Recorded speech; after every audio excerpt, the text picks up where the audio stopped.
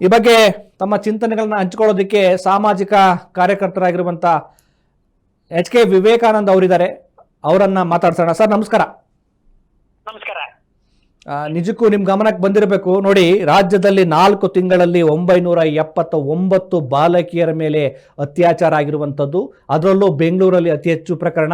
ಇನ್ನೊಂದು ಆಘಾತಕಾರಿ ವಿಚಾರ ಏನು ಅಂದರೆ, ಕಳೆದ 10 ತಿಂಗಳಲ್ಲಿ 26,463 ಬಾಲ ಗರ್ಭಿಣಿಯರು ಆಗಿರುವಂಥ ಪ್ರಕರಣ ಬಂದಿದೆ. ಇವೆಲ್ಲವೂ ನೋಡ್ತಾ ಇದ್ರೆ ಈ ವ್ಯವಸ್ಥೆ ಸರಿಯಾಗಿಲ್ಲ, ನಾವು ಎಂಥ ದುಸ್ಥಿತಿಗೆ ತಲುಪ್ತಿದೀವಿ ಅಂತೇಳಿ ಅನಿಸ್ತಾ ಇಲ್ವಾ ಸರ್ ನಿಮಗೆ? ಖಂಡಿತವಾಗ್ಲು ನೀವು ನಿಮ್ಮ ಒಂದು ಇಂಟ್ರೊಡಕ್ಷನ್ ಅಲ್ಲಿ ಹೇಳ್ತಾ ಇದ್ರಿ, ವ್ಯವಸ್ಥೆ ನಾವು ನಿಜವಾಗ್ಲೂ ಸರಿ ಇದೆಯಾ ಸರಿ ಇಲ್ವಾ, ವ್ಯವಸ್ಥೆನ ಅಥವಾ ಇನ್ಯಾರನ್ನ ಕಾರಣ ಮಾಡ್ಬೇಕು ಅಂತ. ಸೊ ವ್ಯವಸ್ಥೆ ಅಂದ್ರೆ ಅದರಲ್ಲಿ ಒಟ್ಟು ಬಂದ್ಬಿಡುತ್ತೆ. ಅಂದ್ರೆ ನಮ್ಮ ಆಡಳಿತ ಇರ್ಬೋದು, ಪೊಲೀಸ್ ವ್ಯವಸ್ಥೆ ಇರ್ಬೋದು, ಕಾನೂನು ಇರ್ಬೋದು, ಸಮಾಜ ಇರ್ಬೋದು, ಎಲ್ಲವೂ ಸೇರಿ ಒಟ್ಟು ವ್ಯವಸ್ಥೆ ಆಗಿರುತ್ತೆ. ಈ ವ್ಯವಸ್ಥೆ ಮೂಲ ಕಾರಣ ಆದ್ರೂನು ಕೆಲವು ಪಾಯಿಂಟ್ಗಳನ್ನ ನಾವು ನೇರವಾಗಿ ಹೊಣೆ ಮಾಡ್ಬೇಕಾಗುತ್ತೆ. ಅದರಲ್ಲಿ ಮುಖ್ಯವಾಗಿ ಏನು ಅಂದ್ರೆ ಸರ್ಕಾರವನ್ನ ನೇರ ಹೊಣೆ ಮಾಡಬೇಕು. ಯಾಕೆಂದ್ರೆ ನಮ್ಮ ಎಲ್ಲ ಈ ರೀತಿಯ ಒಂದು ಸಮಸ್ಯೆಗಳಿಗೆ ಮತ್ತು ಅದು ಸಮಸ್ಯೆ ಪರಿಹಾರುವ ಶಕ್ತಿ ಇರುವುದು, ಅಧಿಕಾರ ಇರೋದು, ನಮ್ಮೆಲ್ಲರ ಮೇಲೆ ನಿಯಂತ್ರಣ ಇರೋದು ಸರ್ಕಾರಕ್ಕೆ. ಸೊ ನಾವು ಮೊದಲನೆಯ ಹೊಣೆ ಸರ್ಕಾರವನ್ನ ಮಾಡ್ಬೇಕಾಗುತ್ತೆ. ಎರಡನೆಯದು ನೇರ ಹೊಣೆ, ಸರ್ಕಾರವನ್ನ ಪರೋಕ್ಷವಾಗಿ ಹೊಣೆ ಮಾಡ್ಬೋದು. ನೇರ ಹೊಣೆ ಮಾಡುವುದು ಪೊಲೀಸ್ ಡಿಪಾರ್ಟ್ಮೆಂಟ್ ಅನ್ನ. ಯಾಕೆಂದ್ರೆ ಈ ಪೊಲೀಸ್ ವ್ಯವಸ್ಥೆ ನಿಜವಾಗ್ಲೂ ತುಂಬಾ ತನ್ನ ದಕ್ಷತೆಯನ್ನ ಕಾಪಾಡ್ಕೊಂಡಿದ್ರೆ, ಅಥವಾ ತನ್ನ ಬುದ್ಧಿವಂತಿಕೆಯನ್ನ ಕಾಪಾಡ್ಕೊಂಡಿದ್ರೆ, ತನ್ನ ಪ್ರಾಮಾಣಿಕತೆಯನ್ನ ಕಾಪಾಡ್ಕೊಂಡಿದ್ರೆ ಈ ಪ್ರಮಾಣದಲ್ಲಿ ಖಂಡಿತವಾಗ್ಲೂ ಆಗ್ತಾ ಇರ್ಲಿಲ್ಲ. ಈ ಪ್ರಮಾಣ ಇದೆಯಲ್ಲ ನೋಡಿ, 1, 2, 3, 1, 10 ಅದನ್ನ ಬೇರೆ ಮಾತಾಡೋಣ. ಆದ್ರೆ ಈ ಪ್ರಮಾಣದಲ್ಲಿ ಆಗ್ತಾ ಇರೋದಕ್ಕೆ ಪೊಲೀಸ್ ವ್ಯವಸ್ಥೆಯೇ ಕೂಡ, ಅಂದ್ರೆ ಪೊಲೀಸ್ ವ್ಯವಸ್ಥೆ ಅಂದ್ರೆ ಬರೀ ಲಾ ಅಂಡ್ ಆರ್ಡರ್ ಇಲ್ಲ. ಪೊಲೀಸ್ ವ್ಯವಸ್ಥೆಯಲ್ಲಿ ಇಂಟೆಲಿಜೆನ್ಸ್ ಇರುತ್ತೆ, ಬೇರೆ ಬೇರೆ ವಿಭಾಗಗಳಿರ್ತವೆ, ಅವು ಎಲ್ಲವನ್ನೂ ನೋಡಿತಾ ಇರ್ಬೇಕಾಗುತ್ತೆ. ಅದು ಎರಡನೇ ವೈಫಲ್ಯ ಆಗುತ್ತೆ. ಮೂರನೇ ವೈಫಲ್ಯ ಸಮಾಜವನ್ನ ನಾವು ಹೊಣೆ ಮಾಡ್ಬೇಕಾಗುತ್ತೆ. ಸಮಾಜವನ್ನ ಅಂದ್ರೆ ಸಮಾಜದಲ್ಲಿ ನೀವು ಯಾವ್ಯಾವ್ದು ಬರುತ್ತೆ, ಉದಾಹರಣೆಗೆ ಸಮಾಜದಲ್ಲಿ ಚಲನಚಿತ್ರ ಬರುತ್ತೆ, ಧಾರಾವಾಹಿಗಳು ಬರ್ತವೆ, ಮಾಧ್ಯಮಗಳು ಬರ್ತವೆ, ಸೋಷಿಯಲ್ ಮೀಡಿಯಾ ಬರುತ್ತೆ. ಇದು ಒಂದು ವ್ಯವಸ್ಥೆ. ಈ ವ್ಯವಸ್ಥೆಗಳು ಕೂಡ ಇದನ್ನ ನಿಯಂತ್ರಣ ಮಾಡಲಿಕ್ಕೆ ವಿಫಲವಾಗಿ, ಅದಕ್ಕೆ ವಿರುದ್ಧವಾಗಿ ಇನ್ನೂ ಹೆಚ್ಚು ಘಟನೆಗಳಾಗ್ಲಿಕ್ಕೆ ಇದು ಒಂದು ಕಾರಣವಾಗಿ ಆಗ್ತಾ ಇದೆ. ಯಾಕೆಂದ್ರೆ ಒಂದು 30-40 ವರ್ಷಗಳ ಹಿಂದೆ ಈ ಪ್ರಮಾಣ ಏನಿತ್ತಲ್ಲ ಅದು ಇಷ್ಟೊಂದು ಖಂಡಿತವಾಗೂ ಇರ್ಲಿಲ್ಲ. ಜನಸಂಖ್ಯೆಗೆ ಅನುಗುಣವಾಗಿ ಬೆಳೆದಿರೋದಷ್ಟೇ ಅಲ್ಲ, ಅದನ್ನ ಮೀರಿ ಈ ರೀತಿ, ಅದರಲ್ಲೂ ನೋಡಿ ಈಗ ಡ್ರಗ್ ಅನ್ನೋದು ಏನಿದೆ, ನಾವು ಡ್ರಗ್ಸ್ ಅನ್ನೋದಿರ್ಬೋದು, ಅಥವಾ ಆ ಡ್ರಗ್ಸ್ ಇದಕ್ಕೆ ಇಂಪಾರ್ಟೆಂಟ್, ಇದು ಒಳಗಡೆ ಕಲೆಕ್ಷನ್ ಇರುತ್ತೆ. ಈ ತರದ ಘಟನೆಗಳಲ್ಲಿ ಬಹುತೇಕರು ಒಂದು ವಿಕೃತ ಕಾಮಿಗಳು ಅಂತ, ಅಥವಾ ಮಾನಸಿಕ ಅಸ್ವಸ್ಥರು, ವಿಕೃತ ಕಾಮಿಗಳದ್ದು ಒಂದಾದ್ರೆ, ಎರಡನೇದು ಈ ರೀತಿಯ ಡ್ರಗ್ಸು ಅಥವಾ ಮದ್ಯಪಾನ ಮಾಡಿ ತಮ್ಮ ಮೇಲೆ ತಾವೇ ನಿಯಂತ್ರಣ ಕೊಳ್ಳೋರು. ಯಾಕೆಂದ್ರೆ ನಾವು ನೋಡ್ತೀವಿ ಈಗ ಏನು ಉದಾಹರಣೆಗೆ ಸಾಮಾನ್ಯವಾಗಿ ಅನೈತಿಕ ಸಂಬಂಧಗಳು ಅದೆಲ್ಲ ಅದು ಪ್ರೌಢಾವಸ್ಥೆಯ ಮೀರಿದ ನಂತರ ಆಗೋದು. ಆದ್ರೆ ಇನ್ನು ಅಪ್ರಾಪ್ತ ವಯಸ್ಸಿನ ಮಹಿಳೆಯರ ಮಕ್ಕಳ ಮೇಲೆ ಈ ರೀತಿಯ ದೌರ್ಜನ್ಯ ಆಗುತ್ತೆ ಅಂದ್ರೆ ಅವರು ಬಹುತೇಕ ವಿಕೃತ ಕಾಮಿಗಳು ಅಥವಾ ವಿಕೃತರ ಮನಸ್ಥಿತಿಯವರೇ ಆಗಿರ್ತಾರೆ. ಅವರಿಗೆ ಈ ಡ್ರಗ್ಸು ಕೂಡ ಒಂದು ಕಾರಣ ಆಗಿರುತ್ತೆ. ಸೊ ನಾನು ಯಾಕೆ ಪೊಲೀಸನ್ನ ನೇರ ವ್ಯವಸ್ಥೆ ಮಾಡಿದೆ ಅಂದ್ರೆ, ಇವ್ರು ಆ ಕೆಲಸವನ್ನು ಮಾಡಬಹುದಾಗಿತ್ತು. ಅಂದ್ರೆ ಡ್ರಗ್ಸ್ ಅನ್ನು ಕೂಡ ನಿಯಂತ್ರಣ ಮಾಡಿದ್ರೆ ಅದರಲ್ಲಿ ಇದು ಕೂಡ ನಿಯಂತ್ರಣಕ್ಕೆ ಬರ್ತಾ ಇದೆ. ಆಮೇಲೆ ಪೊಲೀಸ್ ಅವರು ಕೂಡ ನಾವು ಅನ್ಕೋತಿದೀವಲ್ಲ, ನೀವು 26,000 ಗರ್ಭಿಣಿ ಆಗಿದ್ದಾರೆ ಅಂತ ಹೇಳಿ, ಇದು ನಿಜವಾಗ್ಲೂ ದಾಖಲಾಗಿರೋದು. ಮತ್ತು 800-900 ಕೊಲೆ ಇದು ದಾಖಲಾಗಿರೋದು. ದಾಖಲಾಗದೇ ಇರುವಂತಹ ಸ್ಟೇಷನ್ ನಲ್ಲೋ ಮನೆಯಲ್ಲೋ ಅಥವಾ ಇನ್ನೆಲ್ಲೋ ಊರಿನ ಮುಖಂಡರ ಜೊತೆ ಬಗೆಹರಿದಿರುವಂತದ್ದು ಇದಕ್ಕೆ 3 ಪಟ್ಟು ಜಾಸ್ತಿ ಇರುತ್ತೆ. ಅದರಲ್ಲೂ ಉತ್ತರ ಕರ್ನಾಟಕದ ಕೆಲವು ಭಾಗಗಳಲ್ಲಿ, ಇನ್ನು ಗ್ರಾಮೀಣ ಭಾಗಗಳಲ್ಲಿ ಜನ ಅದಕ್ಕೆ ಬೆಲೆ ಕೊಡ್ತಾರೆ. ಪೊಲೀಸ್ ಸ್ಟೇಷನ್ಗೆ ಹೋಗ್ಬೇಡ, ನಿನ್ ಮರ್ಯಾದೆ ಹೋಗ್ಬಿಡುತ್ತೆ, ನಿನ್ನ ಭವಿಷ್ಯ ಹಾಳಾಗೋಗುತ್ತೆ, ಇದನ್ನ ಇಲ್ಲೇ ಮುಚ್ಚಾಕ, ಈ ತರದ್ದು 3 ಪಟ್ಟು ಇರುತ್ತೆ. ಇದು ನಿಜಕ್ಕೂ ನಾವೆಲ್ಲರೂ ಸೇರಿ ತಲೆ ತಗ್ಗಿಸುವಂತಹ ಘಟನೆ. ಸರ್ ಈಗ ನೋಡಿ, ನೀವು ತುಂಬಾ ಚೆನ್ನಾಗಿ ಹೇಳಿದ್ರಿ. ಈಗ ಪೊಲೀಸ್ ಇಲಾಖೆ ಜವಾಬ್ದಾರಿ ಬಹಳ ಮುಖ್ಯ ಅನ್ನೋದು. ಪೊಲೀಸ್ ಇಲಾಖೆ ಸರಿಯಾದ ಕಾನೂನು ಸುವ್ಯವಸ್ಥೆಯನ್ನ, ರಕ್ಷಣೆಯನ್ನ ಮಾಡದೇ ಇದ್ರೆ, ಮತ್ತೆ ಮಾದಕ ವಸ್ತುಗಳ ಈ ಪ್ರಸರಣ ಮತ್ತು ಅದನ್ನ ತೆಗೆದುಕೊಳ್ಳೋದನ್ನ ಕಡಿವಾಣ ಆಗ್ತಿದ್ರೆ ಅದೊಂದು ಸಮಸ್ಯೆ. ಈಗ ಒಂದು ಮಾನಸಿಕತೆ, ಈಗ ಆಯ್ತು ಯಾರು ತಪ್ಪು ಮಾಡಿದ್ದಾರೆ ಅವ್ರಿಗೆ ಶಿಕ್ಷೆ ಕೊಡಬೇಕು ಅನ್ನೋದು ಓಕೆ, ಈ ಇಂಥದ್ದೊಂದು ವಿಕೃತ ಮಾನಸಿಕತೆ ಯಾಕೆ ಕ್ರಿಯೇಟ್ ಆಗುತ್ತೆ?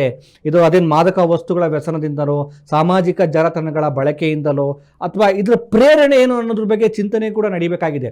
ಏನಾಗುತ್ತೆ ಅಂದ್ರೆ ಎಲ್ಲದಕ್ಕೂ ನಾವು ಲಾ ಅಂಡ್ ಆರ್ಡರ್ ಅದು ಕೂಡ ಮುಖ್ಯ, ಆದ್ರೆ ಅದ್ರ ಜೊತೆಗೂ ಕೂಡ ಸಮಾಜ ಎಲ್ಲಿ ಏನು ಅಳಿತಪ್ತಾ ಇದೆ ಅನ್ನೋದ್ರ ಬಗ್ಗೆನೂ ಕೂಡ ಚರ್ಚೆ ಮಾಡ್ಬೇಕಾಗಿದೆಯಲ್ಲ ಸರ್ ವ್ಯವಸ್ಥೆ. ಖಂಡಿತವಾಗ್ಲೂ ನೋಡಿ, ಈಗ ಎಲ್ಲರ ಕೈಯಲ್ಲೂ ಹೆಚ್ಚು ಕಡಿಮೆ ಮೊಬೈಲ್ ಇದೆ, ಎಲ್ಲರ ಕೈಯಲ್ಲೂ ಹೆಚ್ಚು ಕಡಿಮೆ ಮೊಬೈಲ್ ಇದೆ.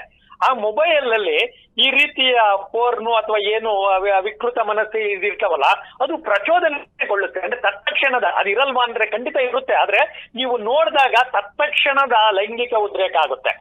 ಆಗ ಎಲ್ಲಿ ಈ ವೀಕ್ನೆಸ್ ಅಂತ ಹೇಳ್ತಾರಲ್ಲ, ಈಗ ಎಲ್ರಿಗೂ ಆಗುತ್ತೆ ಇಲ್ಲ ಅಂತಲ್ಲ, ಆದ್ರೆ ಅದನ್ನ ನಿಯಂತ್ರಣ ಮಾಡ್ಕೊಳ್ಳುವ ಶಕ್ತಿ ಇರೋದಿಲ್ಲ ಅಂತ ಅವರು. ಅದಕ್ಕೆ ವಯಸ್ಸಿನ ಮಿತಿ ಇಲ್ಲ, 60 ವರ್ಷ 70 ವರ್ಷದವರು ಆಗಿರ್ಬೋದು ಅಥವಾ 18-20 ವರ್ಷದ ಹುಡುಗರೇ ಆಗಿರ್ಬೋದು. ಎಲ್ಲಿ ತನ್ನ ಮೇಲೆ ಮುಖ್ಯವಾಗಿ ಲೈಂಗಿಕ ನಿಯಂತ್ರಣ ಇರೋದಿಲ್ವಲ್ಲ ಅಂತವರು ಪ್ರಚೋದನೆಗೆ ಒಳಗಾಗಲಿಕ್ಕೆ ಈ ರೀತಿಯ ಒಂದು ಪೋರ್ನ್ ಟಿವಿಗಳು ಅಥವಾ ಮೊಬೈಲಿನಲ್ಲಿ ಇರುವಂತಹ ತಂತ್ರಜ್ಞಾನ ಬಹಳ ಪರಿಣಾಮ ಬೀರುತ್ತೆ. ಅದನ್ನ ಮಾಧ್ಯಮಗಳಲ್ಲಿ ಇನ್ನೊಂದು ರೀತಿ ಈ ರೀತಿ ಆಗಿದೆ ಅಂತ ಹೇಳಿದಾಗ ಆ ನೆಗೆಟಿವಿಟಿ ಇದೆಯಲ್ಲ, ಅದು ಹೆಚ್ಚು ಇವ್ರ ಮೇಲೆ ಪರಿಣಾಮ ಬೀರುತ್ತೆ. ಅದು ತತ್ಕ್ಷಣದ ಕಾರಣ. ಎಲ್ಲರಲ್ಲೂ ಕೂಡ ಲೈಂಗಿಕ ಆಸಕ್ತಿ ಒಂದು ಹಂತದ ನಂತರ ಇರುತ್ತೆ, ಆದ್ರೆ ಅದು ಪ್ರಚೋದನೆಗೆ ಒಳಗಾಗುವ ಮನಸ್ಥಿತಿಯನ್ನ ನೀವು ಕೇಳಿದ್ರಲ್ಲ ಪ್ರಶ್ನೆಗೆ, ಆ ಮನಸ್ಥಿತಿ ಎಲ್ಲಿ ಇದಾಗುತ್ತೆ ಅಂದ್ರೆ ಅದಕ್ಕೆ ಈ ಒಂದು ಸಾಮಾಜಿಕ ಜಾಲತಾಣಗಳಲ್ಲಿ ಸಿಗಬಹುದಾದ ಸುಲಭವಾಗಿ ಸಿಗುತ್ತೆ. ಮತ್ತೆ ನೀವು ಒಂದ್ಸರಿ ನೋಡಿದಾಗ ಅದಕ್ಕೆ ಪೂರಕವಾದ ಇನ್ನೊಂದಷ್ಟು ವಿಡಿಯೋಗಳು ಕಳಿಸ್ತಾನೆ ಹೋಗ್ತಾರೆ. ಅದಕ್ಕೆ ಬಹಳ ಜಾಲಗಳಿದಾವೆ. ಆಮೇಲೆ ಆಡಿಯೋಗಳು ಬರ್ತಾ ಇದಾವೆ, ನೀವು ಕೇಳಿದಿರೋ ಇಲ್ಲೋ ಸುರೇಶ್ ಅವರೇ, ಆಡಿಯೋಗಳಿದಾವೆ. ಹೌದು, ಅವನ್ನೆಲ್ಲ ನಿರ್ಬಂಧ ಹೇರೋದು ಯಾರು, ಕಡಿವಾಣ ಹಾಕೋರು ಯಾರು, ಅದೊಂದು ದೊಡ್ಡ ಗಂಡ ಹೆಂಡತಿ ಇಬ್ರು ಏನೋ ಸೆಕ್ಸ್ ಬಗ್ಗೆ ಮಾತಾಡ್ದಂಗೆ ಆಡಿಯೋಗಳು, ಅದು ಕ್ರಿಯೇಟೆಡ್, ಇಟ್ಸ್ ನಾಟ್ ಒರಿಜಿನಲ್. ಯಾಕೆಂದ್ರೆ ಆ ತರದ ಸಂಭಾಷಣೆ ಎಲ್ಲೂ ಸಿಗಲ್ಲ, ಆದ್ರೆ ಅದನ್ನು ಕ್ರಿಯೇಟ್ ಮಾಡ್ತಿದ್ದಾರೆ. ಇಲ್ಲ, ಸರ್ಕಾರ ಬ್ಯಾನ್ ಮಾಡಿದೆ ಅದನ್ನ. ಈ ತರದ ಅದರಲ್ಲೂ ಅದು ಕಠಿಣ ಶಿಕ್ಷೆ ಕೊಡುತ್ತೆ. ಇದು ಅಪ್ರಾಪ್ತ ಬಾಲಕಿಯರ ಲೈಂಗಿಕ ದೃಶ್ಯಗಳನ್ನ ಬಹಳ ಮಾಡ್ತಾರೆ. ಆದ್ರೆ ಅದರಲ್ಲಿ ಪಾತ್ರದಾರರ ಶಬ್ದ, ನಾನು ಅದೇ ಹೇಳಿದ್ದು, ಪೊಲೀಸ್ ವ್ಯವಸ್ಥೆ ಮತ್ತು ಸಮಾಜ ಎರಡೂ. ಅದರಲ್ಲೂ ಈಗ ನೀವು ಚಿಕ್ಕ ಶಾಲೆಗಳಿಗೆ ಹೋಗಿ, ನೀವು ಎಷ್ಟು ಮಾಡರ್ನ್ ಶಾಲೆಗಳಿದಾವೆ ಅಷ್ಟು, ನಾನು 7ನೇ ಕ್ಲಾಸ್ ಹುಡುಗರು 8ನೇ ಕ್ಲಾಸ್ ಹುಡುಗರನ್ನೆಲ್ಲ ನೋಡ್ತಿದ್ದೀನಲ್ಲ, ಅವ್ರ ಮನೆಗಳಲ್ಲಿ ಬರ್ತಾ ಇರುವ ಬಹುತೇಕ ಕಂಪ್ಲೇಂಟ್ಗಳು, ನಿಮ್ಮ ಮನೆ ಹುಡುಗ ಇದನ್ನ ನೋಡ್ದ, ನಿಮ್ಮ ಮನೆ ಹುಡುಗ ಮೊಬೈಲ್ ಅಲ್ಲಿ ಇದನ್ನ ನೋಡ್ತಾ ಇದ್ದ. ಯಾಕೆಂದ್ರೆ ಒಬ್ಬ ಹುಡುಗ ಇನ್ನೊಬ್ಬನ ಮೇಲೆ ಚಾಡಿ ಹೇಳಿ ಅದು ಲಿಂಕ್ ಸಿಗ್ತಾ ಇದೆ. ನಾನು ಬಹುತೇಕ ಶಾಲಾ ಪ್ರಿನ್ಸಿಪಾಲ್ಗಳು ಫೋನ್ ಮಾಡಿದಾಗ ಇದು ದೊಡ್ಡ ಗಂಭೀರ ಸಮಸ್ಯೆ ಆಗಿದೆ.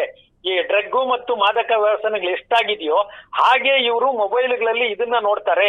ಲಂಚ್ ಅವರಲ್ಲಿ ಇವರೆಲ್ಲ ಗುಂಪು ಕಟ್ಕೊಂಡು ನೋಡ್ತಾ ಇದ್ದಾರೆ. ನಾವು CCTV ಹಾಕಿದ್ರು ಅದನ್ನ ತಪ್ಪಿಸಿ ಹೋಗ್ತಿದ್ದಾರೆ. ಬಾತ್ರೂಮ್ಗಳಲ್ಲಿ ಹೋಗಿ ನೋಡ್ತಾ ಇದ್ದಾರೆ. ಇದು ಪ್ರಚೋದನೆಗೆ ಒಳಗಾಗಿರುತ್ತಲ್ಲ. ಈ ತರದ ದೌರ್ಜನ್ಯಗಳನ್ನ ನಾರ್ಮಲಿ ನಗರದಲ್ಲಿ ಯಾಕೆ ಜಾಸ್ತಿ ಆಯ್ತು ಅಂದ್ರೆ, ನೀವು ಹೇಳಿದ ಬೆಂಗಳೂರಲ್ಲಿ ಜಾಸ್ತಿ ಆಗಿದೆ ಅಂದ್ರೆ, ಇಲ್ಲಿ ಸ್ವಲ್ಪ ಅವೇರ್ನೆಸ್ ಇರೋದ್ರಿಂದ ಕಾನೂನು ದಾಖಲು ಮಾಡ್ಬಿಡ್ತಾರೆ, FIR ಹಾಕಿಸ್ತಾರೆ. ಅದರಿಂದ ಇಲ್ಲಿ ಹೆಚ್ಚು ಕಾಣ್ತಾ ಇದೆ. ಇದು ಗ್ರಾಮೀಣ ಭಾಗದಲ್ಲೂ ಜಾಸ್ತಿ ಇದೆ, ಆದ್ರೆ ಅದು ಬೆಳಕಿಗೆ ಬರ್ತಾ ಇಲ್ಲ.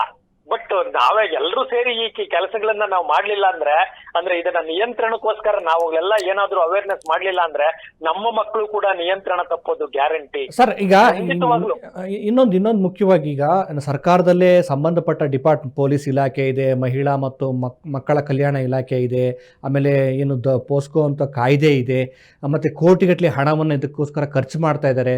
ಬಾಲಗರ್ಭಿಣಿಯರು ಪತ್ತೆ ಆಗ್ತಿದ್ದಾರೆ ಅಂದ್ರೆ ಅವ್ರು ಒಂದು ರೀತಿ ಅದು ಜನರಿಗೆ ಈ ರೀತಿ ಅಪ್ರಾಪ್ತ ಮಕ್ಕಳನ್ನು ಮದುವೆ ಮಾಡಬಾರ್ದು ಅನ್ನೋದು ಕೂಡ ಅವರಿಗೆ ಮಾಹಿತಿ ಇದೆಯೋ ಇಲ್ವೋ. ಇವೆಲ್ಲ ಅಷ್ಟೊಂದು ಹಣನ ಇಟ್ಕೊಂಡು ಈ ಇಲಾಖೆಗಳು ಹಳ್ಳಿಗಳಿಗೆ ಭೇಟಿ ಕೊಟ್ಟು ಅವ್ರಿಗೆ ಏನೋ ತೊಂದರೆ ಆದರೆ ಎಲ್ಲ ಇದ್ರೂ ಕೂಡ ಯಾಕೆ ಇವ್ರು ಸರಿಯಾಗಿ ರೀಚ್ ಆಗ್ತಾ ಇಲ್ವಾ, ಅಥವಾ ಸರಿಯಾದ ಇಚ್ಛಾಶಕ್ತಿ ಈ ಸರ್ಕಾರದ ಈ ಸಂಸ್ಥೆಗಳಿಗೆ ಇಲ್ವಾ ಅಂತ? ದುರಂತ. ನಿಜವಾಗ್ಲೂ ನೀವು ಕೇಳೋದು ಪ್ರಶ್ನೆಯಲ್ಲೇ ನೋವು ಇದೆ. ಮತ್ತೆ ಎಷ್ಟು ಬೇಗ ಮಾಡ್ಬೋದಲ್ವಾ, ಅಟ್ಲೀಸ್ಟ್ ಸಂಬಳ ಕೊಡ್ತೀವಿ ನಾವು, 1 ಲಕ್ಷ ರೂಪಾಯಿವರೆಗೂ ಸಂಬಳ ಕೊಟ್ಟಿರ್ತೀವಿ. ಆಮೇಲೆ ಬೇರೆ ವಿಷಯದಲ್ಲಿ ಏನಾದ್ರು ಲಂಚ ಗಿಂಚ ತಗೊಳೋದಾದ್ರೆ ಓಕೆ, ಹಾಳಾಗೋಗ್ಲಿ ಅನ್ಬೋದು. ಇದು ನಮ್ಮ ಮಕ್ಕಳೇ, ನಮ್ಮ ಕಣ್ಣು ಮುಂದೆನೆ ಸಮಾಜ ನಾಶ ಆಗ್ತಾ ಇದೆ. ಇದೊಂಥರ ಕರುಳು ಬಳ್ಳಿಯ ಸಂಬಂಧಗಳು. ಈ ವಿಷಯದಲ್ಲಿ ಕನಿಷ್ಠ ದಕ್ಷತೆಯನ್ನ ಮಾಡ್ಬೋದಾಗಿತ್ತು. ಈ ಮಾದಕ ದ್ರವ್ಯ ಮತ್ತು ಲೈಂಗಿಕ ದೌರ್ಜನ್ಯಗಳಿದಾವಲ್ಲ, ಅದು ಮಕ್ಕಳ ಮೇಲೆ ನಡೆಯುವ ಲೈಂಗಿಕ ದೌರ್ಜನ್ಯ, ಇಲ್ಲಿ ನಿಮಗೆ ಯಾವ ದೊಡ್ಡದಾಗಿ ವಿವೇಚನೆ ಮಾಡುವಂತಹ ಅಥವಾ ಅಧಿಕಾರವನ್ನ ದುರುಪಯೋಗ ಏನೂ ಆಗೋದಿಲ್ಲ. ನೇರವಾಗಿ ನಿಮ್ಮ ಕಣ್ಣು ಮುಂದೆನೆ ಇರುತ್ತೆ ಮತ್ತು ಇದು ಅತ್ಯಂತ ವಿಕೃತವಾಗಿರುತ್ತೆ. So you can take directly action against them. ಆಮೇಲೆ ಅವರು ಅದನ್ನ ಸುಮ್ಮನೆ ಆಕ್ಷನ್ ತಗೊಳೋದಲ್ಲ, ಬಂಧಿಸಿ ಅದ್ರ ಮೇಲೆ ಡಾಕ್ಯುಮೆಂಟ್ ಮಾಡಿ ಕೋರ್ಟಿಗೆ ಸಬ್ಮಿಟ್ ಮಾಡಿ, ವಿಶೇಷ ಕೋರ್ಟ್ಗಳಲ್ಲಿ ವಿಶೇಷ ಕೋರ್ಟ್ಗಳಲ್ಲಿ ಅವರನ್ನ ಜೈಲಿಗೆ ಕಳಿಸಬಹುದು, ಅವ್ರನ್ನ ಶಿಕ್ಷಿಸಬಹುದು, ಅಷ್ಟು ಇದೆ.